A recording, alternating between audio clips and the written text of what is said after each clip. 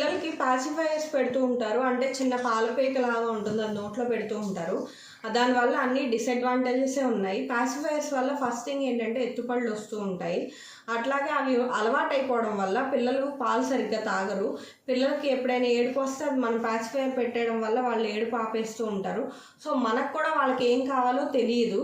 Pacifiers వల్ల వాళ్ళు ఆకలి సరిగ్గా తీరకపోవడం, ఇంకా పాసిఫైయర్ ఉండేసరికి నిద్రపోవడం, ఇంకా అట్లా జరుగుతూ ఉంటుంది. మిల్క్ కూడా తక్కువ తాగుతారు. కాబట్టి పాసిఫైయర్స్ అసలు వాడకండి. ఇంకా మెయిన్ రీజన్ ఏంటంటే సిలికాన్ అంటే ఎట్లా అయినా అది ప్లాస్టిక్ అట్లా ఉంటుంది కాబట్టి అది పద్దాక నోట్లో పెట్టడం కూడా అది హెల్త్కి కూడా మంచిది కాదు.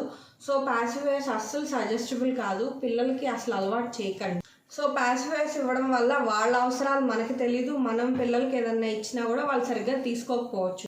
పాసిఫైయర్స్ వద్దు వద్దు చెప్పవయ్యా, వద్దు.